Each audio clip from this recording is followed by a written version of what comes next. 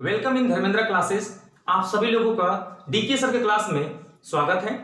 दोस्तों, आज मैं आप लोगों के सामने जो टॉपिक लेके आया हूं उस टॉपिक का नाम है रिलेटिव प्रोनाउन, और साथ साथ में प्रीवियस ईयर के प्रश्न भी हमने लिख दिए हैं जो एसएससी में, बैंक में, यूपी टेट में, एनडीए में, सीडीएस में जितने भी एग्जाम पूछे गए हैं उन सब के बारे में हम लोग चर्चा भी करेंगे। साथ साथ में अगर वीडियो पसंद आए दोस्तों, लाइक सब्सक्राइब और बेल आइकन दबाना मत भूलिएगा, क्योंकि उसका 1 रुपए का चार्ज नहीं लगेगा। जिस तरह सरकार ने कोरोना में राशन मुक्त किया है उसी तरह से मैंने आप लोगों के लिए बेल आइकन दबाना मुक्त किया है, तो दोस्तों उसको जरूर दबाइएगा ताकि हमारा भी भला आपके साथ साथ हो सके। तो चलिए दोस्तों, बात करते हैं सबसे पहले आज का बुकायब।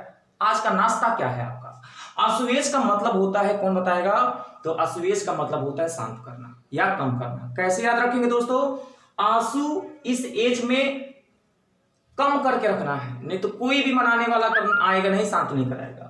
मिट्टी को गेट से कम करके रखना है। पैसा कम कमाना है। भाई देखिए, पैसा भाई पैसा के लिए वो शांत नहीं रहता है, चुप नहीं रहता, तो उसको शांत कराना। काल का मतलब आपको बचपन से ही पैदा है। अगर कोई शांत नहीं रहता है, चुप नहीं रहता है, तो उसको पकड़ के आप लोग देखो क्या लिखा है, क्या कर दो? मैं नहीं बोलूंगा, सूत कर दो। तो चलो दोस्तों, ये रहा आपका 4 सिनोनिम्स। आशुवेश का मतलब होता है शांत करना या कम करना। सीधे पॉइंट पे आते हैं कि रिलेटिव प्रोनाउन क्या होता है, जिस टॉपिक के लिए हम यहाँ पे आए हैं।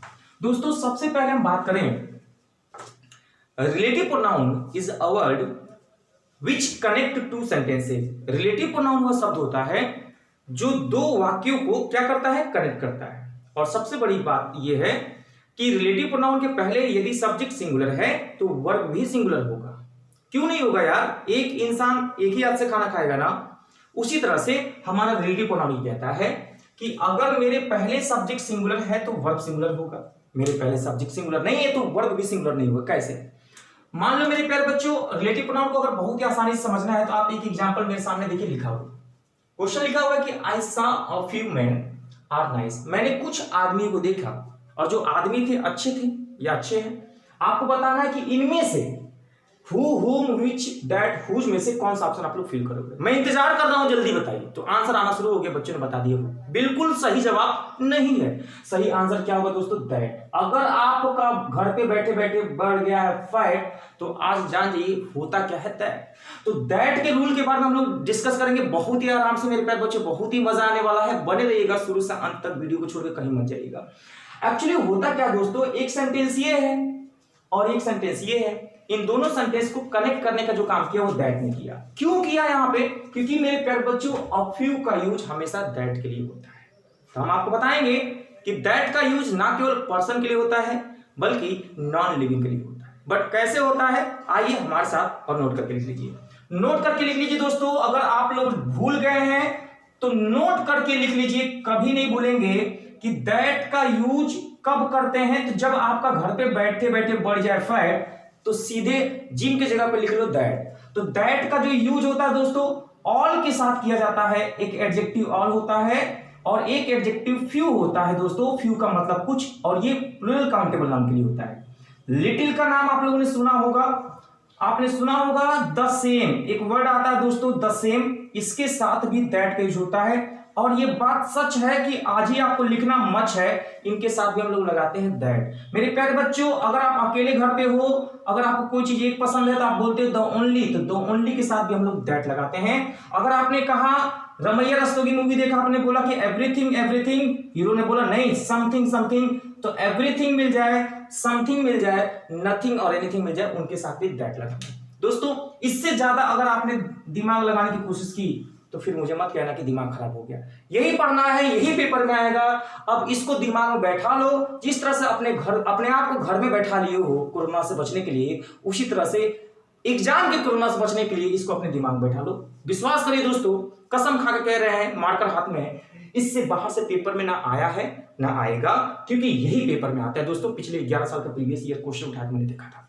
तो चलिए इन सारे शब्दों को आपको याद करा दो। The only, all, few, little, the same, much, everything, ये सारे शब्दों का प्रयोग दैट के लिए होता है। और दैट का यूज होता किसके लिए दोस्तों?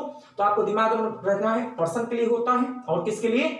और नॉन लिविंग के लिए होता है। दो चीजों के लिए होता है। Getting my point? अब सुनिए, अगर आपको दैट का रूल समझ में आ गया है तो एक एग्जांपल मैं आपको पूछना चाहता हूं, आप लोग खुद जवाब दीजिए। क्वेश्चन नंबर दूसरा, एसएससी नहीं सर, यूपी टेट में एयरफोर्स में 3 बार आया। तो बताइए क्या होगा आंसर? प्रीवियस क्वेश्चन उठा के देख लेना, ना आया तो फिर हमें बताना कि डीके से नहीं आया था। All books dash I had were lost, जो भी किताबें मेरे पास थी सब खो गई। क्या लगाओगे दोस्तों? दैट लगाओगे, हु लगाओगे, विच। तो आप सीधे देखोगे सर यहाँ पे ऑल लगा है। मेरे प्यारे बच्चे रूल देखो, लिखा है कि ऑल होगा तो दैट लगेगा। तो यहाँ पे बिना दिमाग लगाए समय की बचत करिए और यहाँ पे क्या लगा दिए? दैट।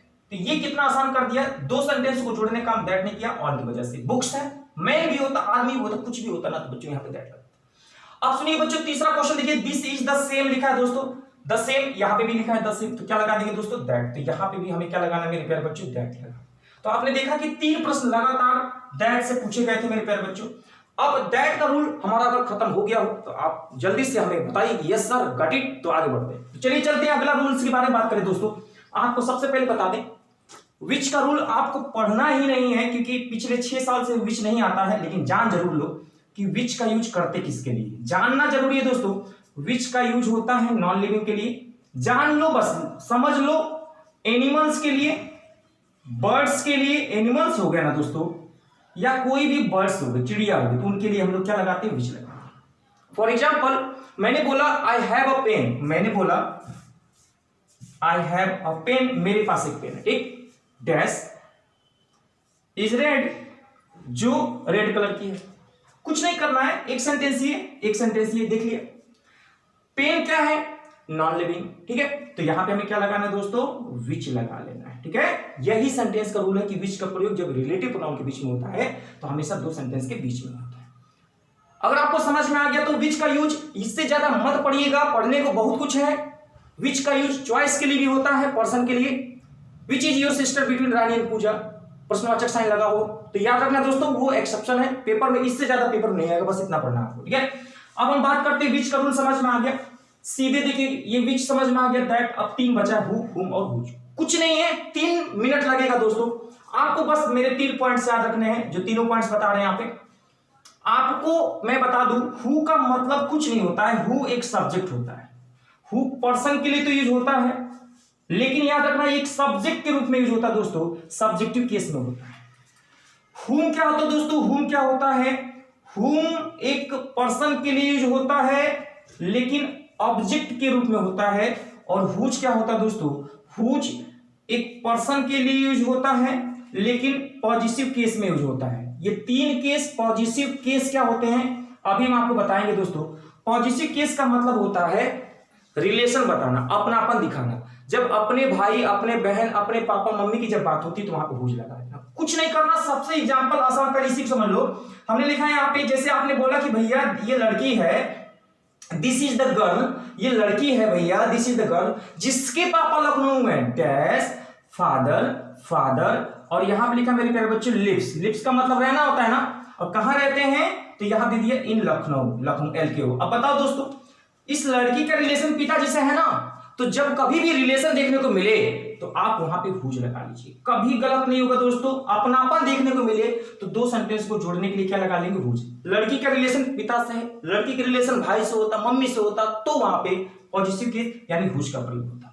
इससे ज्यादा नहीं आएगा दोस्तों, इसको एकदम दिमाग में बैठा लीजिए। जब 2 सेंटेंस में रिलेशन दिखाना हो मम्मी पापा भाई बहन का, तो वहां पे हुज लगा देना, कभी गलत नहीं होगा दोस्तों, ठीक है। तो अब हम बात करते हैं मेरे प्यारे बच्चों, हुज का यूज हो गया पॉजिटिव केस में। ये सब्जेक्टिव केस क्या होता है यार, ये ऑब्जेक्टिव केस क्या होता है यार, ये समझ लीजिए मेरे प्यारे बच्चों। कुछ नहीं करना है, आप बस याद रखना, कोई भी सेंटेंस दिया है ना, जब वर्ब और सब्जेक्ट दोनों बराबर हो तो आप समझ लेना वहां पे हु लगाना है। कोई भी सेंटेंस है जब वर्ब की संख्या ज्यादा हो सब्जेक्ट से दोस्तों, तो वहां पे आपको हु लगाना है। नहीं, यही तो उल्टा करते हैं आप लोग, आपको यही तो दिमाग नहीं मेरे प्यारे बच्चों, यही तो ध्यान, यही सही कराना था मैं, नहीं, यही बच्चा उल्टा पढ़ लेता। सही क्या करना है दोस्तों? अगर वर्ब की संख्या ज्यादा है सब्जेक्ट से, अगर वर्ब की संख्या ज्यादा है सब्जेक्ट से, तो हु लगाना है। क्यों? कि उस वर्ब की क्षतिपूर्ति सब्जेक्ट के रूप में कौन करेगा? हु। और यहां पे कह रहा है दोस्तों, हुम कब लगाना है कि जब वर्ब और सब्जेक्ट दोनों इक्वल हैं, दोनों बराबर हो, तो वहां पे कहोगे सर हमें तो वर्ब ही नहीं पता, हमें तो सब्जेक्ट ही नहीं पता, तो क्या करें? तो आइए मैं आपको सिखा देता हूं, वर्ब भी और सब्जेक्ट भी। समझना दोस्तों, सबसे पहली बात अगर मैं आप लोगों को बहुत ही आराम से समझाऊं तो ये एग्जांपल नंबर 4 देखो मेरे प्यारे बच्चों। मेरे साथ एक बात याद रखना, जैसे मान लो बच्चों, अगर मैं आप लोगों से पूछूं, अगर मैं आपसे पूछूं कि ये बताइए, समझना दोस्तों, अगर मैं आप लोगों से पूछूं कि कोई भी वर्ब अगर लिखा है तो वर्ब के पीछे क्या होता है तो आपको जवाब देना ऑब्जेक्ट, और वर्ब के पहले क्या होता है तो आपको जवाब देना सब्जेक्ट। ये 2 पॉइंट याद रखना। कोई भी वर्ब है ना उसके पीछे ऑब्जेक्ट होता है और वर्ब के आगे सब्जेक्ट होता है, ऐसे याद रखना। देखो दोस्तों इस एग्जांपल में समझो, एक बात बताओ बच्चों, ये वर्ब है ना, ये वर्ब है, ये देखो बच्चों ये सब्जेक्ट है, इसके पीछे वर्ब के पीछे क्या होता है दोस्तों, तो वर्ब के पीछे ऑब्जेक्ट होता है, वर्ब के पीछे ऑब्जेक्ट, वर्ब के आगे सब्जेक्ट। इतना समझना है। आगे देखो दोस्तों ये हमारा दिया है सब्जेक्ट, क्योंकि ये हमारा वर्ब है, कॉमा यहां पे लगाए, can done, can do it, ये भी हमारा वर्ब है दोस्तों, ये भी हमारा वर्ब है, और ये जो इट है मेरे प्यारे बच्चों ये हमारा ऑब्जेक्ट है। समझना मेरे प्यारे बच्चों, वर्ब के आगे सब्जेक्ट, वर्ब के पीछे ऑब्जेक्ट, लेकिन यहाँ पे 2 वर्ब है। अब यहाँ पे काउंट करके देखो दोस्तों कि कितने सब्जेक्ट हैं कितने वर्ब हैं। फिर से समझो बच्चों, ये वर्ब था, वर्ब के आगे सब्जेक्ट, वर्ब के पीछे ऑब्जेक्ट, क्लियर। तो एक सब्जेक्ट और एक सब्जेक्ट, 2 सब्जेक्ट, वर्ब की संख्या देखो 1 और 1 2 और 1 3। तो आपने देखा सर यहाँ पे वर्ब की संख्या हो गई 3, सब्जेक्ट की संख्या हो गई 2, तो यानी वर्ब ज्यादा है किससे, सब्जेक्ट से। तो रूल देखो दोस्तों, अगर वर्ब ज्यादा हो सब्जेक्ट से तो आप क्या लगाएंगे, गेटिंग माय पॉइंट, कभी गलत नहीं हो सकता।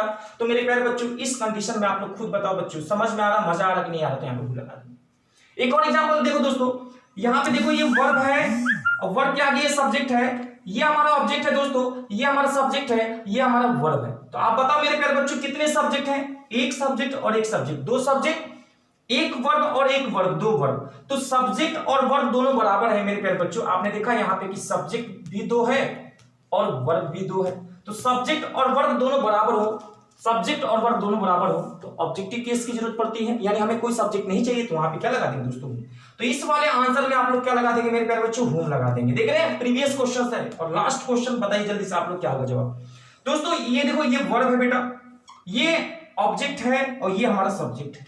हैज क्या है दोस्तों, ये हमारा वर्ब है। काउंट करो 2 वर्ब है 1 सब्जेक्ट, यानी वर्ब की संख्या मिल गई 2, सब्जेक्ट की संख्या मिल गई 1, यानी वर्ब ज्यादा है किससे, सब्जेक्ट से। तो रूल देखो दोस्तों, अगर वर्ब ज्यादा हो सब्जेक्ट से तो आपको फूल लगाना है सब्जेक्ट के केस में, वही सब्जेक्ट बन के आता है यार। एक बात बताओ यार, जितने सब्जेक्ट उतने वर्ब होंगे ना, आप खुद बताओ, जितने दुल्हा उतनी दुल्हन, जितने दुल्हा उतनी दुल्हन, दिमाग में बैठा लो कभी नहीं भूलोगे। उसी तरह से जितने सब्जेक्ट उतने वर्ब। तो बताओ मेरे प्यारे बच्चों, जितने चाइना उतने कोरोना। अब एक बात बताओ मेरे प्यारे बच्चों, यहाँ पे वर्ब की संख्या होगी 2, सब्जेक्ट की संख्या होगी 1, इसका मतलब वर्ब अधिक हो गया सब्जेक्ट से। तो सीधे बिना बुद्धि लगाए दोस्तों यहाँ पे क्या लगा देंगे, फूल लगा देंगे।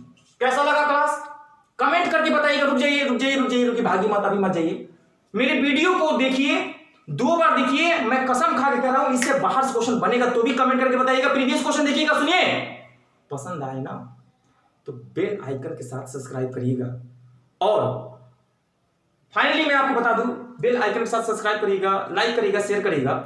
और एक छोटा सा मेरा छोटू है, वो भी चैनल बनाता है, उस चैनल का नाम मैं भूल गया हूं, अभी याद नहीं आ रहा है, तो उसको भी आप लोग सब्सक्राइब कर लीजिएगा। आज की क्लास यहीं पे छोड़ता हूं, थैंक यू सो मच, मिलते हैं अगली क्लास में, चलिए।